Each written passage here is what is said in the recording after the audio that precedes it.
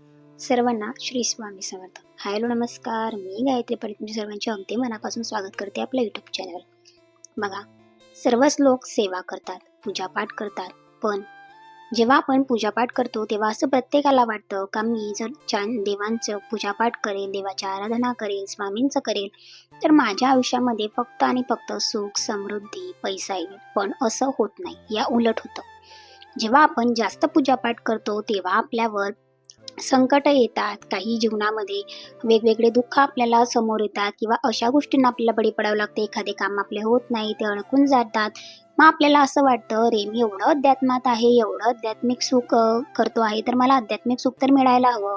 किंवा मी एवढं जर पूजापाठ करतोय, एवढे पारायण करतो आहे, देवाची आराधना करतोय, तर माझ्या आयुष्यात तर सगळं चांगलं व्हावं. पण असं होत नाही, या उलट होतं. का होतं तर जेव्हा आपण जास्त पूजापाठ करतो, जेव्हा आपण जास्त भगवंताच्या चरणी लीन होतो, तेव्हा काय होतं तर आपल्या मागच्या जन्माचे जे काही कर्म असतील, पाप असतील, आपले प्रारब्ध असतील, ते आपल्याला भोगण्यास महाराज बळी पडत असतात. महाराज आपल्याला त्यांच्या चरणाजवळ आणतात, जेणेकरून तू इतकी सेवा कर का तुझ्या मागच्या जन्मातील कर्म, पाप, जे काही प्रारब्ध आहे ते भोग, जेणेकरून नंतर जेव्हा आपले ते सगळं काही पाप प्रारब्ध भोगले जातील तेव्हा येणारं जीवन जे काही आहे ते अगदी शांत, सुंदर आणि आपलं आयुष्य निरोगी करून जातं. हवं त्या सगळ्या इच्छा आपल्याला पूर्ण होतात. मग आपल्या जीवनामध्ये चांगल्या चांगल्या गोष्टी घडत असतात, कारण आपला जो मागचा बँक बॅलन्स आहे ना, तो आपण प्रारब्धात जे काही आहे ते भोग आहेत ते सेवेच्या माध्यमातून आपण भोगून गेलेलो असतो.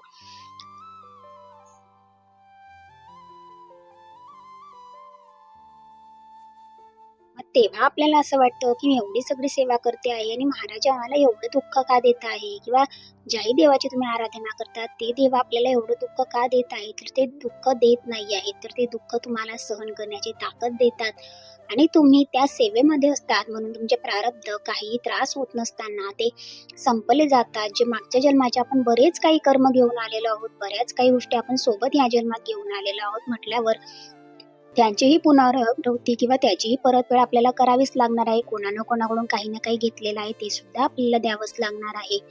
तर अशा पद्धतीने सगळं काही असतं. म्हणून आपल्याला जे काही दुःख दिले जातात त्याच्यानंतर ते पाप आपलं जळलं जातं, प्रारब्ध समाप्त होतात आणि नंतर जो काही कष्ट असतात ते सुद्धा संपतात आणि ज्याच्यानंतर जे काही जीवनामध्ये आपल्या समृद्धी, सुख, शांती येते, त्याच्यामुळे आपलं सगळं काही पुढचा मार्ग मोकळा होतो आणि छान असं आपलं आयुष्य होतं. म्हणून जेव्हा तुम्ही जास्त सेवा करता, जास्त संकट येतात, तेव्हा अजिबात घाबरायचं नाही, कारण हेच आपले भोग संपवण्याचे दिवस असतात. आणि आपल्या आयुष्यातील जेव्हा आपण म्हणजे आपण म्हणतो ना की माझ्या आता चांगले कर्म किंवा चांगल्या गोष्टी संपलेल्या आहेत म्हणून वाईट दिवस सुरू झालेले आहेत, तेव्हाच आपल्याला महाराज जवळ बोलवून घेतात, जास्ती सेवा करून घेतात, जेणेकरून त्या संकटांमध्ये सुद्धा आपल्याला काटाही रुचत नाही आणि कळतं का अरे माझ्या हातून जे काही घडत आहे ते चांगल्यासाठीच घडत आहे. सकाळी सुंदर अशी देवपूजा झाली, उंबरट्याचं लेपन करून झालेलं होतं, छान छान रांगोळ्या काढल्या. त्याच्यानंतर इथे मला आलू पराठे बनवायचे होते म्हणून छान अशी आलूची भाजी बनवली होती आणि आलू पराठे. अहो आणि मी आम्हाला दोघांनाही बरं नव्हतं, सर्दी ताप अशा सिच्युएशनमध्ये आता काय बनवायचं आणि असं फर्स्ट टाइम झालं का आम्ही दोघंही ॲट अ टाइम आजारी पडलो. त्याच्यामुळे असं होतं का भाजी पोळी कोणीही खाणार नव्हतं, दोघांनाही चव लागत नव्हती कारण ताप असल्यामुळे. म्हणून म्हटलं चला आलू पराठे बनवूयाचे आणि गरमागरम म्हणून मी आऊंना सुद्धा बसवलं होतं, कारण त्यांना सुद्धा हॉस्पिटलला न्यायचं होतं म्हटल्यावर गरमागरम आलू पराठे आता इथे बनवून देत होती आणि मी सुद्धा छान असे गरमागरम आलू पराठे खाल्ले होते. तुम्ही दह्यासोबत खाऊ शकता, केचप सोबत खाऊ शकता, पण मी बोलले ना की सर्दी खोकला असल्यामुळे आम्ही फक्त आलू पराठे गरमागरम असेच खाल्लेले होते. केचप किंवा दही यावेळेस मी काहीच आणलं नव्हतं. छान असं आलू पराठे वगैरे करून झालं आणि सकाळी 2 वाजून गेलेले होते आणि आहोंना तब्येत सुद्धा बरी नव्हती, पण त्यांना जायचं नव्हतं हॉस्पिटलला. म्हटल्यावर आता म्हटलं चला इथे आधी सकाळ संध्याकाळी छान अशी देवपूजा वगैरे झाली, कारण कितीही बरं नसलं तरी जेव्हा आपण छान फ्रेश होतो, घरामध्ये देवपूजा करतो ना, तेव्हा आपल्याही मनाला प्रसन्न वाटतं आणि घरामध्ये सुद्धा.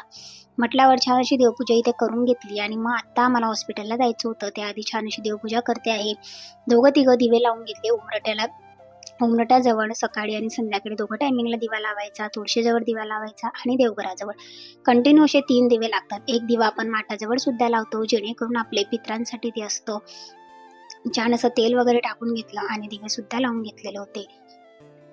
आणि तुम्हाला प्रत्येक ब्लॉगमधून मी सांगत असते का देवपूजा झाल्याच्या नंतर लगेच छान अशी धूपदीप ओवाळायची आणि नंतर आपण कालभैरवाष्टक म्हणत असतो. आता कालभैरवाष्टक सोबतच मी अजून एक नवीन सेवा सुरू केलेली आहे. त्याबद्दल सुद्धा मी तुम्हाला 2-3 दिवस आधी एका ब्लॉगमध्ये शेअर केलेलं होतं का संध्याकाळी छान असा तुपाचा दिवा लावायचा आणि श्री सुक्तम आणि त्याच्यानंतर व्यंकटेश स्तोत्रमचं पठण करायचं आणि याचे अनुभव सुद्धा तुम्ही घेऊन बघा. बऱ्याच महिलांची त्या ब्लॉगवर कमेंट सुद्धा आल्या का ताई आम्ही वाचतो आणि जे कंटिन्यू वाचतात त्यांना खूप छान असे अनुभव येतात. तुम्ही 8 दिवस 15 दिवस किंवा 1 महिना कंटिन्यू वाचून बघा आणि मग अशी छान अशी ओढ लागते सेवेची आणि मग 6 महिने 1 वर्ष आणि आपण वर्षानुवर्ष त्या सेवेमध्ये छान असे लीन होत जातो आणि महाराज नंतर आपल्याला छान छान अनुभव सुद्धा देत असतात. सो तुम्ही सुद्धा ती सेवा जर सुरू केली नसेल तर नक्कीच सुरू करा. व्यंकटेश स्तोत्र कसं पठण करावं याचा सुद्धा फुल ब्लॉग स्पेशली अपलोड केलेला आहे, तो सुद्धा तुम्ही बघू शकता.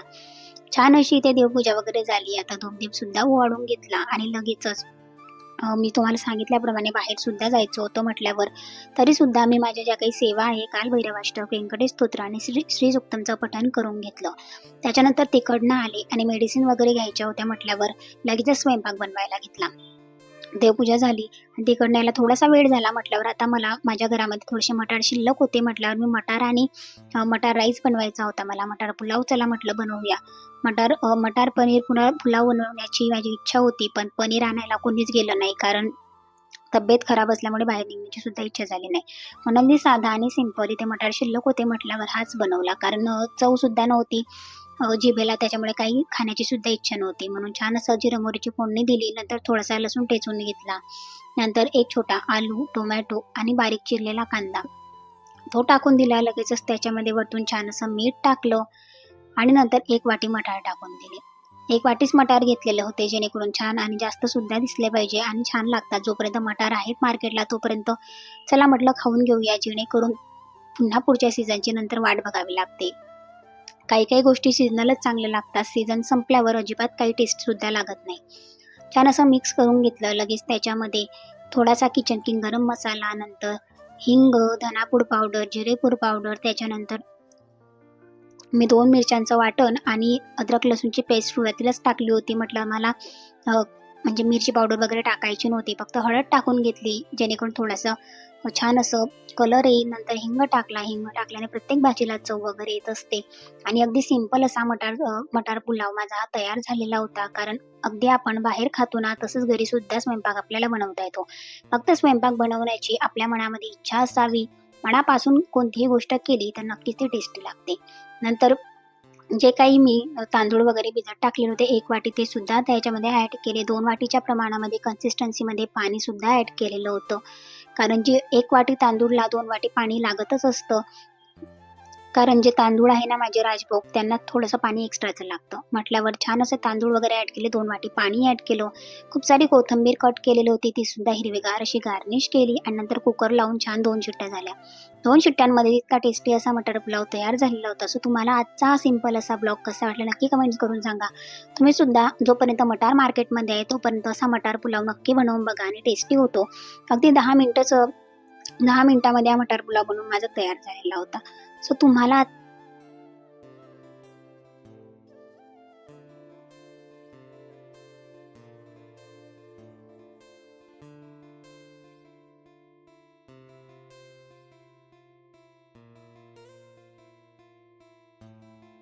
पुरेसं होतं म्हणून 2 वाट्याच पाणी टाकलेलं होतं. थोडंसं त्याच्यामध्ये हिरवीगार कोथिंबीर गार्निश केली आणि नंतर झाकण लावलं.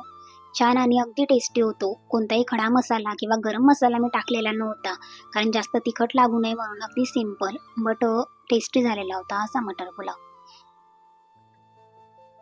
तर नक्की कमेंट्स करा. तुम्ही जर आपल्या चॅनल नवीन असाल तर चॅनलला सबस्क्राईब